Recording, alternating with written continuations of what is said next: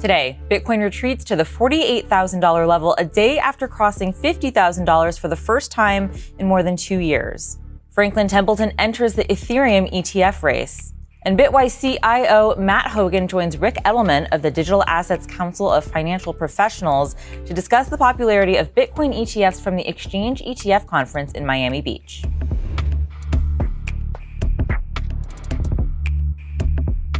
Welcome to CNBC's Crypto World. I'm Tanea McKeel. Bitcoin falling below $50,000 after breaking through that key psychological level yesterday, at one point reaching its highest level in more than 2 years. As of noon Eastern, Bitcoin traded around $48,500 after hitting more than $50,300 at one point yesterday. That's the highest level since December 2021. That move pulled most of the market lower, including Polygon's Matic token, which dropped more than 1% to 85 cents. Ether outperforming, however, rising nearly 2% today to the $2,600 mark.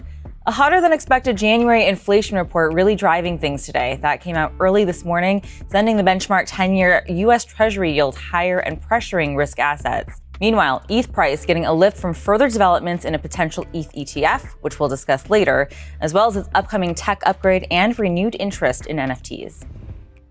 Okay, let's talk about the top stories. Michael Saylor, MicroStrategy's co-founder and executive chairman, discussed Bitcoin's moves higher on CNBC's Closing Bell Overtime yesterday, when the cryptocurrency was trading above $50,000. He argued that the recent rally is indicative of the popularity of Bitcoin as an asset class. There's 10 years of pent-up demand. People have been waiting for these ETFs, and finally, mainstream investors are able to access Bitcoin. And I think that's what's driving the surge of capital in the asset class. And initially, there was a rebalancing as people were moving capital between the futures market and the miners and MicroStrategy and the ETFs. But following that rebalancing, I think the assets found its footing. And now people are beginning to realize that there's 10 times as much demand for Bitcoin coming in through these ETFs as there is supply coming from the natural sellers, who are the miners. Next, the sentencing of Changpeng Zhao, also known as CZ, has been postponed until the end of April. That's according to a notice in Seattle federal court, which didn't explain what caused the 2-month delay. The former Binance CEO is a resident of the United Arab Emirates and has been ordered to stay in the U.S. after pleading guilty on November 21st to a charge of violating anti-money laundering rules. He is currently free on a $175 million bond. Federal sentencing guidelines suggest a maximum sentence of 18 months in prison for Zhao, but prosecutors have reportedly considered asking for a harsher sentence. CZ's lawyers declined to comment when asked about the postponement. Finally, Franklin Templeton has joined the race to launch an ETF tracking the price of spot ETH. According to an SEC filing from yesterday, the asset manager applied for a spot Ether ETF, joining BlackRock, ARK21 shares, and VanEck, as well as Grayscale, which is seeking to convert its existing ETH trust into an ETF. The SEC is due to give decisions on those applications in May. The development comes about 4 weeks after Franklin Templeton and 9 other issuers launched spot Bitcoin ETFs in the U.S. All right, sticking with ETFs for our main story, CNBC's Bob Pisani is at the Exchange ETF conference in Miami Beach, and he sat down with Matt Hogan, the CIO of Bitwise Asset Management, along with Rick Edelman, founder of the Digital Assets Council of Financial Professionals. The two weighed in on how regulators and investment advisors are thinking about the new investment products. We're here at the Exchange ETF conference. What's that? 2,200 financial professionals all trying to figure out where's the ETF business going. Good news, business is growing. $8 trillion in ETFs, assets under management. Was $7 trillion a year ago, keeps growing. Here's the tough news. The industry's maturing a little bit, so we've got to figure out new ways to get things going in this business. One of the big ways, Bitcoin ETFs. We want to welcome all the viewers for CNBC's Crypto World. I have 2 big stars here, 2 old friends of mine who know a lot about this business. Matt Hogan, head of Bitwise Bitcoin ETF, he runs that. Of course, with Bitwise as well, and Rick Edelman, head of the Digital Asset Council of Financial Professionals.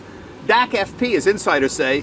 I said that a minute ago. Guys, welcome. First off, we want to know, the viewers want to know, there's 10 Bitcoin ETFs that are out there. Are they tracking right? We all want to know, is this tracking Bitcoin properly? It's been 5 weeks now. What's the story? Absolutely. And not just yours. I mean, of course. Yeah, I'd love to talk about the Bitwise product, but more broadly, all of these ETFs launched All of them are tracking properly. All of them are giving investors peace of mind. They're the simplest and most secure way most investors have to access this space. The fees are incredibly low. It's been a huge win for crypto, Bob, but it's also been a huge win for the ETF industry. These have done a great job. It's been amazing watching the price wars that happened literally over the weekend. I actually had to do stories like on my Trader Talk where, okay, here's the new pricing, and between the time I had the story out in the morning and wrote it the night before, the prices had changed. I got emails saying, Bob, we changed the price. It's not 19, it's 16 now, basis points. So there actually was Bitwise is the second lowest with only a 1 basis point difference, which is immaterial, and you're waiving the fees for months. That's right. And donating 10% of the profits that they generate to charity. So cost is not an issue here. What are you charging right now? We're charging just 20 basis points. So that's, to put that in perspective, that's half the fee of the largest gold ETF. It's an extraordinarily low fee, and it's waived for the first 6 months up to $1 billion. This is BITB. BITB is our fund. Yeah, it's one of the more liquid funds on the market, one of the largest since launch. Now tell me about the inflows. From my perspective, I've seen, I think, Grayscale had 26 billion. I think they're down to 20 billion. So there's been 6 billion in outflows, which makes some sense going into the other ones that are out there. But are you attracting more money independent of that? Are there other people investing? There's net inflows at this point of pushing $3 billion.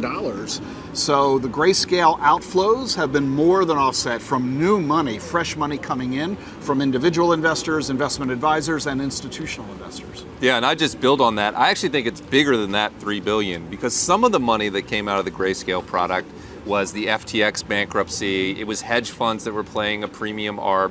If you're thinking about how much new investors are coming into this market, I think the number is closer to 5 or 6 billion. It's the largest ETF launch in history.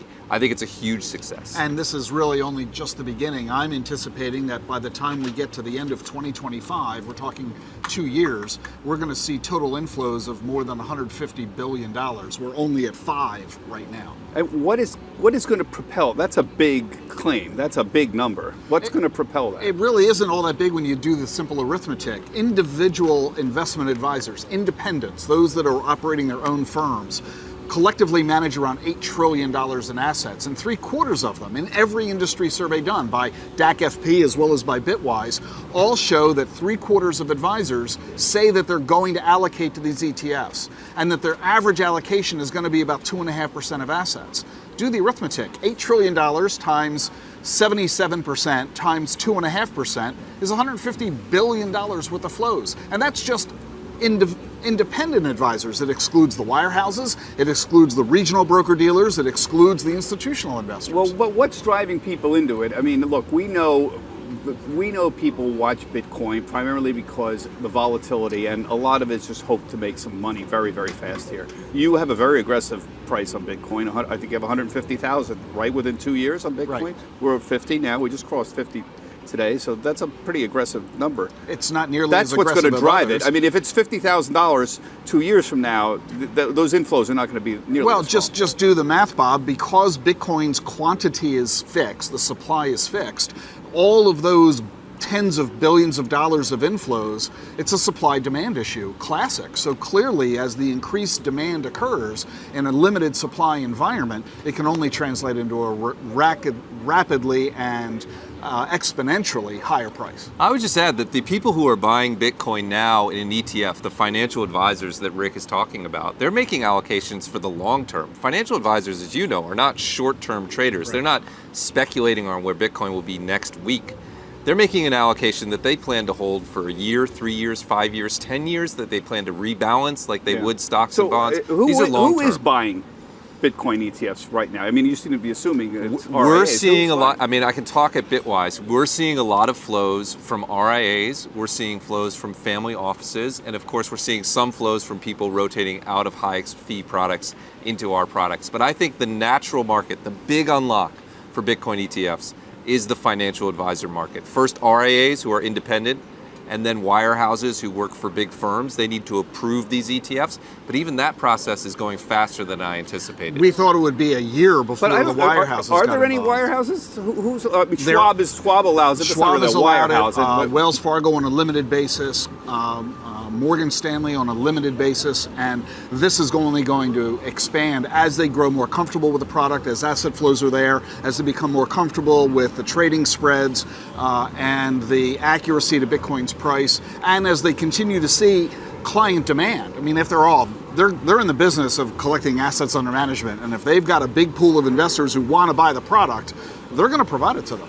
And yet, I talk to RIAs here, and I hear some of them say, okay, this is the first real product, a spot Bitcoin ETF that's a true bridge between crypto and the professional financial community. So there's the plus. But then I hear guys saying, Bob, I'm not sure how I can legally recommend this. You know, Gary Gensler took a shot across the bow of the whole industry when he conceded he lost the Grayscale case, but said, may I remind everyone, as a financial advisor, you have Regulation BI, Reg Best Interest, which has suitability requirements. Those are legal terms, basically saying you guys buy Bitcoin for grandma, potentially the investment community, you could get sued by the legal community. How do you protect yourself? There's no standard here. We're in a new business. And FINRA has also come out with a similar statement cautioning advisors and their firms to behave properly. And that's what Reg BI is all about. You shouldn't be afraid as an advisor from recommending to a client something that is in their best interest.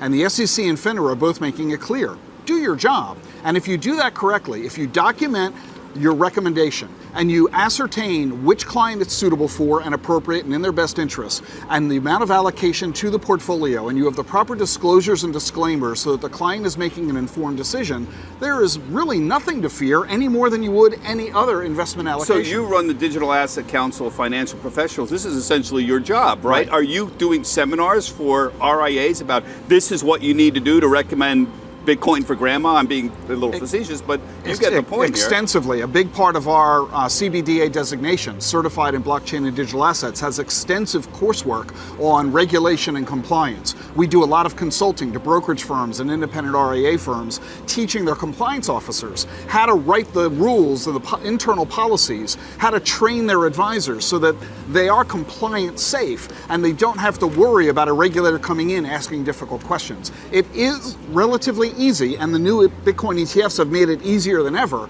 to safely, from a compliance perspective, allocate to this without worrying you're going to run amok or run off the rails for fear of regulatory intervention. Are you confident that we'll have some path that makes this easy, that there'll be a legal standard that'll evolve here where RIAs aren't going to be terrified they're going to get sued by the legal community? Absolutely, as Rick mentioned, they're already educating themselves, they're already doing the work, and many of them are already allocating on behalf of clients. A lot of it comes down to right-sizing the portfolio allocation, making sure it's available to the proper set of clients. But you can absolutely do it. You're going to see it from the largest institutions to the smallest. They're going to find a way. Edelman and Hogan also discussed where Bitcoin ETFs fit into a diversified portfolio and much more. You can find the full conversation over at cnbc.com/Crypto World. Also, Bob's still at the Exchange Conference, and we'll have more conversations about what's next for Bitcoin ETFs over on cnbc.com as well. That's all for Crypto World today. We'll be back again tomorrow, and we'll see you then.